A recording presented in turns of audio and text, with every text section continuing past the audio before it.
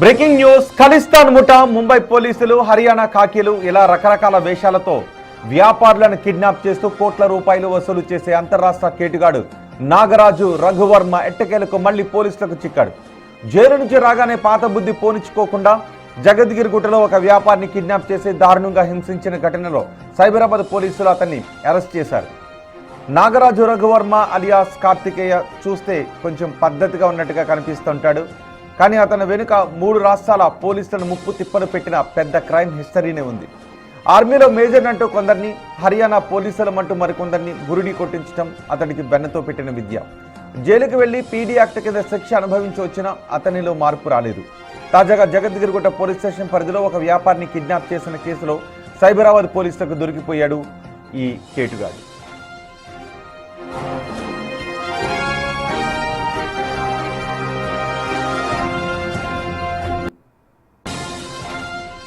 ఆంధ్రప్రదేశ్ పశ్చిమ గోదావరి జిల్లా కొమ్ముచిక్కాల గ్రామానికి చెందిన రఘువర్మ ఇంటర్ చదివి ఆర్మీ అధికారి కావాలని హైదరాబాద్ వచ్చాడు. కానీ విలాసాలకు అలవాటు పడి సనత్ నగర్ పంజాగుట్టలో దొంగతనాలు చేస్తూ పోలీసులకు దొరికిపోయాడు. ఆర్మీ ఉద్యోగానికి ఎంపికైన పోలీస్ వెరిఫికేషన్లో నేర చరిత్ర బయటపడడంతో ఆర్మీ అతనిని తిరస్కరించింది. అప్పటి నుంచి సమాజంపై కక్ష పెంచుకున్న రఘువర్మ తానే ఒక నకిలీ ఆర్మీ మేజర్గా మారి ఉద్యోగాల పేరుతో మోసాలు చేయడం మొదలుపెట్టాడు. ఆ తర్వాత రూట్ మార్చి నకిలీ పోలీసు అవతారమెత్తి ఆంధ్రప్రదేశ్, తెలంగాణ, జార్ఖండ్లలో ఏకంగా 12 కిడ్నాప్ వసూళ్ల పర్వాలకు తెరలేపాడు.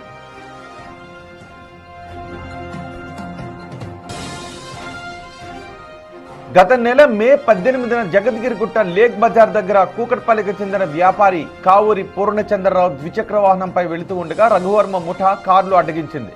మేము హర్యానా పోలీసులం, నీపై అక్కడ కేసు ఉంది అంటూ పూర్ణచంద్రరావును బెదిరించి బలవంతంగా కార్లు ఎక్కించుకున్నారు. ఆయన ఫోన్, డెబిట్ కార్డులు లాక్కుని సూర్యాపేటకు తరలించారు. అక్కడ ఆయనను తీవ్రంగా హింసించి బ్యాంక్ ఖాతాల నుంచి 5,26,000 రూపాయలు డ్రా చేయించుకొని ఆ తర్వాత ఎవరూ లేని ప్రదేశంలో వదిలి వెళ్లిపోయారు.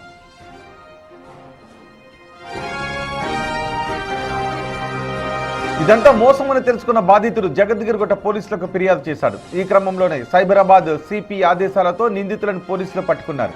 ప్రధాన సూత్రధారి నాగరాజు రఘువర్మతో పాటు అతనికి జైలులో పరిచయమై ఈ కిడ్నాప్లో సహకరించిన యూపీకి చెందిన యశ్వంత్ సింగ్, ప్రదీప్ కుమార్ మిశ్రా, సత్యవన్ సింగ్, హైదరాబాద్కు చెందిన నాగేంద్ర వర్మలను అరెస్ట్ చేసినట్లుగా నిన్న డీసీపీ కోటిరెడ్డి ప్రకటించారు. ప్రస్తుతం సునీల్ అనే మరో నిందితుడు పరారీలో ఉన్నాడని, అతని కోసం గాలిస్తున్నామని డీసీపీ చెప్పారు.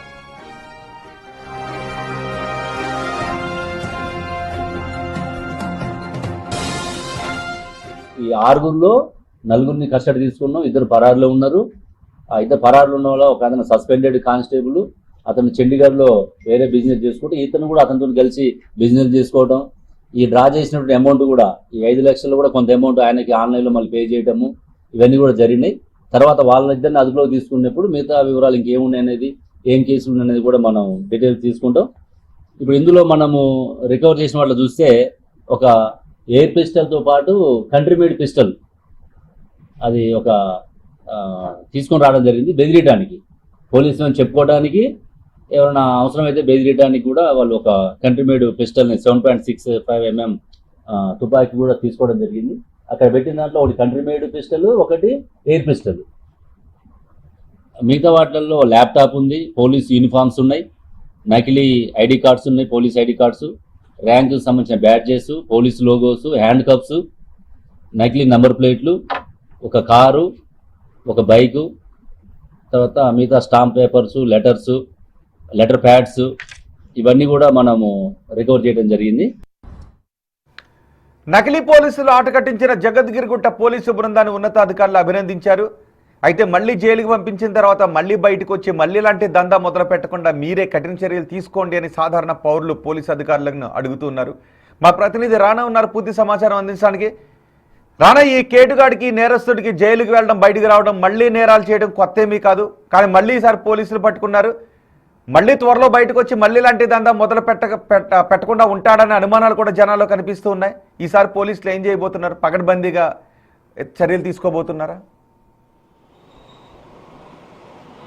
అసలు ఈ సూడో పోలీసు వ్యవస్థని ఏర్పాటు చేసుకోవడం నాగరాజు స్టైలే చాలా డిఫరెంట్ అనేసి పోలీసులు చెప్తుంటారు. ఎందుకంటే అతను జైల్లో ఉన్నప్పుడు కూడా వారు స్నేహం చేసుకున్నటువంటి వారిని కూడా చాలా తెలివిగా కూడా అతను సెలెక్ట్ చేసుకుంటారో వాళ్ళకందరికీ కూడా ట్రైనింగ్ ప్రాసెస్ లాగా చెప్పి, ఎందుకంటే అధికంగా డబ్బులు వస్తాయి, మనం ఈజీగా కూడా డబ్బులు సంపాదించవచ్చు, మనల్ని ఎవ్వరు కూడా డౌట్ పట్టరు అనేది అతని ఉద్దేశం. సో ఆ విధంగా కూడా ఈ గ్యాంగ్ అంతా ఏర్పాటు చేసుకుని పెద్ద ఎత్తున చాలా వరకు కూడా వసూలు చేసినట్టుగా మనకు సమాచారం అవుతుంది. సో అందరూ కూడా ఒక తనిఖీల పేరుతో ఒక ప్లేస్కి వెళ్ళడము, మారుమూల ప్లేసెస్కి, అక్కడ కార్లు వస్తున్నప్పుడు కానీ లేకపోతే బైకులు వస్తున్నప్పుడు కానీ అవంతా కూడా వాళ్ళని వెంటనే వెహికల్ ఎక్కించుకోవడం, వాటిలో ఉన్నటువంటి ఏటీఎం కార్డులు కానీ లేకపోతే ఫోన్ పే నుంచి ఇతర నెంబర్కి డబ్బులు కొట్టించుకోవడము, లేకపోతే గోల్డ్ ఉన్న గోల్డ్ తీసుకోవడము, లేకపోతే మీకు వేరే రాష్ట్రాల్లో కేసులు ఉన్నాయి, లేకపోతే నీ మీద ఈ కేసులు ఉన్నాయి, ఆ కేసులు ఉన్నాయి, నేను ఖచ్చితంగా అరెస్ట్ చేస్తున్నామంటూ కూడా ఇట్లా భయపెట్టడం. సో ఇలాంటి చాలా నేరాలు చేసినట్టుగా తెలుస్తుంది. అయితే ఇతని మీద ఎప్పుడైతే జగతీరగుట్ట పోలీస్ స్టేషన్లో కేసు నమోదైందో అప్పటి నుంచి కూడా కొన్ని రోజుల పాటు కూడా మానిటరింగ్ చేశారు. మానిటరింగ్ చేసేటప్పుడు అతను జగతీరగుట్ట, తర్వాత ఇట్లా సైబరాబాద్ కమిషనరేటు, ఇటు హైదరాబాద్ కమిషనరేటు, ఇటు మల్కాజిగిరి మేడ్చల్ కమిషనరేటు, వీళ్ళందరూ కూడా అతను తిరుగుతున్నారు. వీళ్ళ గ్యాంగ్ అంతా కార్యకలాపాలంతా కూడా చేస్తున్నారు. అయితే పక్కా ప్రణాళికతో, ఎందుకంటే క్లియర్ ఎవిడెన్స్ అనేది చాలా ఇంపార్టెంట్ కాబట్టి వాళ్ళు డ్రెస్ వేసుకున్నప్పుడు, అలాగే దాంతోపాటు పోలీస్ వాహనం స్టిక్కర్స్ వేసుకొని వెళ్ళేటప్పుడు ఇవంతా కూడా వీడియో రూపంలో చిత్రీకరించారు పోలీసులు. పక్కడ్బందీగా కూడా వారు ఉంటున్న బట్టి ఫ్లాట్కి వెళ్ళి రైడ్ చేయడంతో, రైడ్ చేసిన తర్వాత విస్తుపోయేటువంటి ఐటమ్స్ అంతా కూడా అక్కడ కనపడ్డాయి. అంతకంటే నకిలీ తుపాకులు కానీ, తర్వాత మొత్తం పోలీస్ సంబంధించిన యూనిఫామ్స్ కానీ ఇవన్నీ కూడా బయటపడ్డాయి. నకిలీ ఐడి కార్డ్స్, మెయిన్ పోలీస్ సంబంధించిన ఐడి కార్డ్స్ కానీ ఇవన్నీ కూడా బయటపడినటువంటి నేపథ్యం కాబట్టి ఇప్పటికే చాలా మంది దగ్గర కొన్ని లక్షల రూపాయల వరకు కూడా వీళ్ళు వసూలు చేసినట్టుగా మనకు సమాచారం అవుతుంది. ఇక్కడ ఆసక్తికరమైన పరిణామం ఏంటంటే రోహిత్, ఒక కానిస్టేబుల్ వీళ్ళకందరికీ కూడా పూర్తి స్థాయి ఇన్ఫర్మేషన్ ఇవ్వడం, అంటే ఎక్కడ మీరు పికెటింగ్ చేయొచ్చు, ఎక్కడ డబ్బులు లాగొచ్చు, లేకపోతే ఏ వ్యక్తుల్ని టార్గెట్ చేయొచ్చు అనే అంశాలపైన వారు వచ్చి ఆ కానిస్టేబుల్ వచ్చి వీళ్ళకి ఇన్ఫర్మేషన్ ఇవ్వడము, దాని తగ్గట్టుగా వీళ్ళు యాక్షన్లోకి దిగిపోయినటువంటి పరిస్థితి ఏర్పడుతుంది. సో దాంతోపాటు కేవలం ఒక పోలీస్ యూనిఫామ్ వేసుకుంటే డౌట్ పట్టేస్తారు కాబట్టి ఎస్ఐకి ఒక ర్యాంక్ ఉంటుంది, సిఐకి ఒక ర్యాంక్ ఉంటుంది, డీసీపీ ఏసీపీకి ఒక ర్యాంకులు ఉంటాయి కాబట్టి ఆ బ్యాడ్జ్లు కూడా వాళ్ళు ర్యాంక్ బ్యాడ్జ్లు కూడా వాళ్ళు తయారు చేసుకున్నారు. అంటే ఎక్కడా కూడా వీళ్ళు అంటే ఎవరు సహాయం చేస్తున్న ఆ కానిస్టేబుల్ ఎవరు? ఆ కానిస్టేబుల్ పై ఏదైనా చర్యలు తీసుకుంటూ ఉన్నారా?